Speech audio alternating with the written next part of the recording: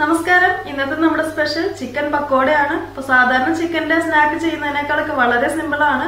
അപ്പോൾ ട്രൈ ചെയ്ത് നോക്കുക. വീഡിയോ ഇഷ്ടപ്പെട്ടാൽ ലൈക്ക് ചെയ്യുക, ഷെയർ ചെയ്യുക. അപ്പോൾ നമ്മുടെ ചിക്കൻ പക്കോട എങ്ങനെ ഉണ്ടാക്കുന്നത് നോക്കാം. നമ്മുടെ ചിക്കൻ പക്കോട ഉണ്ടാക്കാനായിട്ട് ഞാനിവിടെ ഒരു 250 ഗ്രാം ബോൺലെസ് ചിക്കൻ എടുത്തിട്ടുണ്ട്.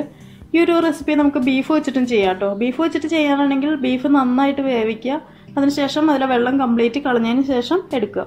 അതുപോലെ തന്നെ ചിക്കനായാലും ബീഫായാലും നിങ്ങൾ കട്ട് ചെയ്തെടുക്കുമ്പോൾ ഇതുപോലെ തന്നെ ചെറിയ പീസുകളായിട്ട് കട്ട് ചെയ്തിടാനായിട്ട് ശ്രദ്ധിക്കുക. ഇതിലിപ്പോൾ കൂടുതലായിട്ട് ഒരു പണിയില്ല. ഇതിലേക്ക് ചേർക്കാനുള്ള പൊടികളൊക്കെ ആദ്യം മിക്സ് ചെയ്തെടുക്കുക. അതിനുശേഷം എണ്ണയിലിട്ട് ഫ്രൈ ചെയ്തെടുക്കുക. അപ്പോൾ ആദ്യം തന്നെ നമുക്ക് ഇതിലേക്ക് പൊടികൾ ചേർത്ത് കൊടുക്കാം.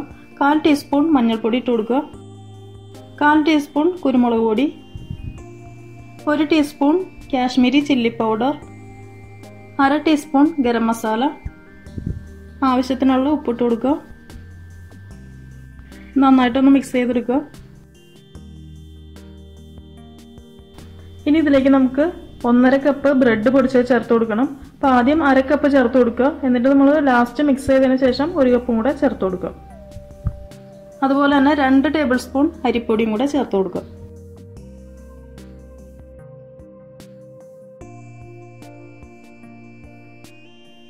അടുത്തായിട്ട് 1 ടീസ്പൂൺ ജിഞ്ചർ ഗാർലിക് പേസ്റ്റ് ഇട്ട് കൊടുക്കുക. ഒരു മീഡിയം സവാള കട്ട് ചെയ്തത് ഇട്ട് കൊടുക്കുക.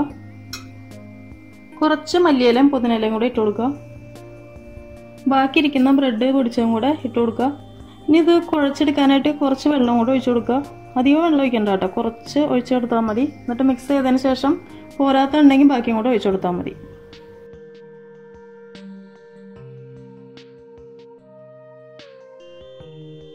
അപ്പോൾ നമ്മുടെ ചിക്കൻ നന്നായിട്ട് മിക്സ് ചെയ്ത് എടുത്തിട്ടുണ്ട്.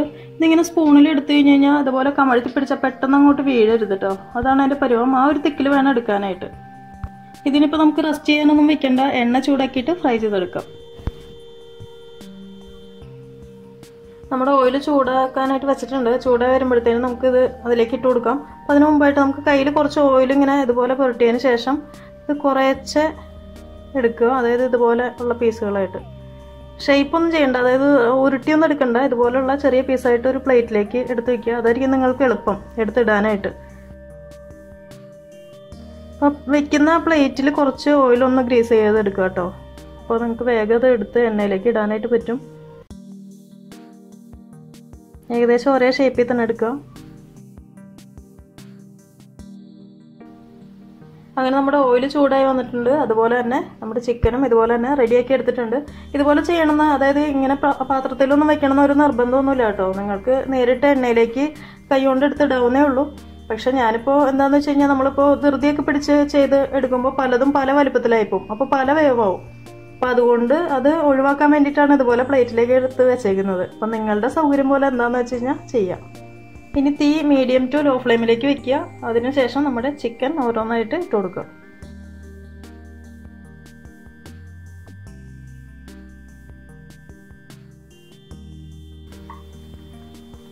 തീ കൂട്ടി വെക്കരുത് കേട്ടോ. തീ കൂട്ടി വെച്ച് കഴിഞ്ഞാൽ അത് കരിഞ്ഞു പോവും. ഉള്ളൊന്നും വേവത്തും ഉണ്ടാവില്ല. അപ്പോൾ തീ കുറച്ച് വേണം ഇത് ചെയ്യാനായിട്ട്. അപ്പോൾ നമ്മുടെ ചിക്കൻ ഏകദേശം റെഡി ആയിട്ടുണ്ട്. ഇപ്പോൾ ഒരു 10 മിനിറ്റോളം വെച്ചിട്ടുണ്ട് കേട്ടോ. അതായത് ലോ ഫ്ലെയിമിൽ ഒരു 8 മിനിറ്റ് വെച്ചിട്ടുണ്ട്. അപ്പോഴത്തേനും അതിൻ്റെ ഉള്ളൊക്കെ ശരിക്കും വെന്തിട്ടുണ്ടാവും.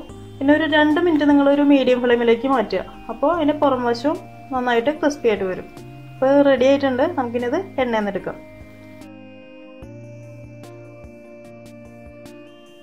ഇതുപോലെ തന്നെ ബാക്കിയിരിക്കുന്ന ചിക്കനും കൂടെ ഫ്രൈ ചെയ്തെടുക്കും.